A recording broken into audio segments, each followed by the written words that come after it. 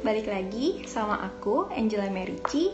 Nah, di video kali ini mungkin akan agak sedikit berbeda dengan video sebelumnya, dimana sesuai judulnya, kali ini aku akan meresensi salah satu buku karya Romo Mangunwijaya. Ini bukunya. Buku ini berjudul Manusia Pasca Modern, Semesta dan Tuhan, Renungan Filsafat Hidup Manusia Modern. Nah, di dalam buku karya Romo Mangun ini, Romo Mangun ingin menjelaskan kepada kita semua mengenai pemahaman secara menyeluruh mengenai kehidupan manusia secara lebih mendalam. Dengan membahas filsafat hidup mengenai manusia modern, dapat dipahami bahwa buku ini mendalami secara menyeluruh mengenai hidup yang dapat dilihat dari sudut pandang manusia yang berada di zaman setelah peradaban. Hal ini menjelaskan bahwa alam semesta yang kita tinggali memiliki korelasi bersama manusia modern. Nah, pada dasarnya manusia itu menjadi bagian dari semesta raya dan semesta mini. Hal ini menjelaskan bahwa manusia berdinamika dengan segala aspek di dalam semesta secara makro dan mikro, serta hal itu tidak dapat terpisahkan dan menjadi satu bagian secara timbal balik. Manusia berdinamika baik dalam dirinya sendiri yang merupakan sistem yang kompleks dan akan berdampak pada dinamika manusia dengan aspek-aspek yang ada di dalam alam semesta raya ini. Selain itu, pada buku karya Romo Y.B. Mangunwijaya ini yang berjudul Manusia Pasca Modern, Semesta dan Tuhan, Renungan Filsafat Hidup Manusia Modern, Romo Y.B. Mangunwijaya ingin menyampaikan kepada kita semua bahwa manusia saling berhubungan satu sama lain dan berdinamika juga antara satu dengan yang lainnya, serta segala sesuatu yang ada di alam semesta ini tempat kita tinggal. Romo Y.B. Mangunwijaya memiliki prinsip dalam hidup bahwa manusia modern akan menuai segala sesuatu yang ditabur. Maka dari itu, akhirnya Romo Y.B. Mangunwijaya membangun sekolah eksperimental Mangunan yang merangkul anak-anak kurang mampu untuk mendapatkan pendidikan yang layak setara dengan sekolah dasar.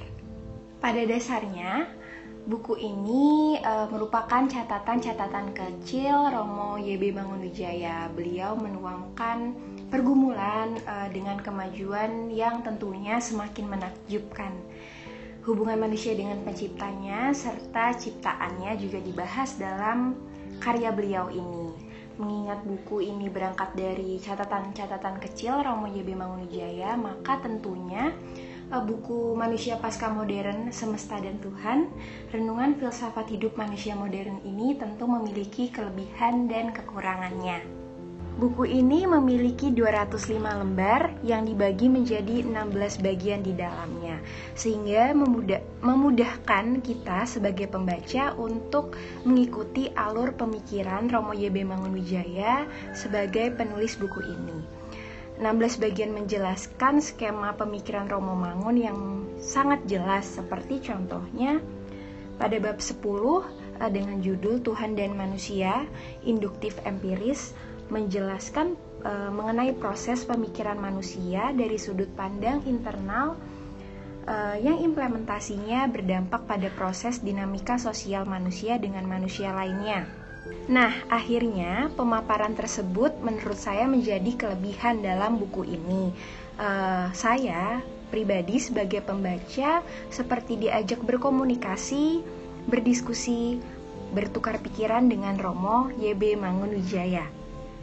Namun, menurut saya kekurangan dalam buku ini adalah perbandingan contoh abstrak dengan teori yang menjelaskan mengenai masing-masing bagian.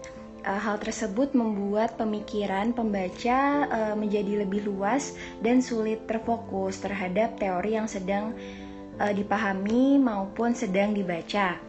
Menurut saya, sebagai orang awam yang sedang memahami konsep filsafat, contoh-contoh abstrak dalam bentuk analogi akan membuat pemikiran saya lebih luas dan tidak berkonsep.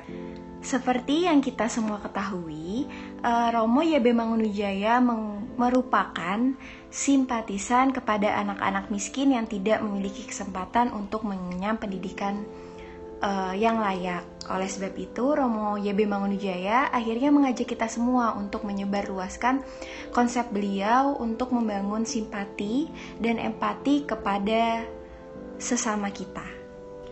Hal ini tentu dapat kita lihat dari implementasi pemikiran Romo Mangun yang kemudian dipraktekkan sebagai tingkah laku dan segala sesuatu yang dilakukan oleh Romo Mangun sendiri, yang berangkat dari pemikiran mendalamnya mengenai filsafat hidup, bahwa hal tersebut tentu dapat dilakukan pada kehidupan kita sehari-hari. Sebagai contoh, melakukan hal baik kepada orang karena ingin membantu, hal ini akan menimbulkan perasaan senang kepada orang yang kita bantu.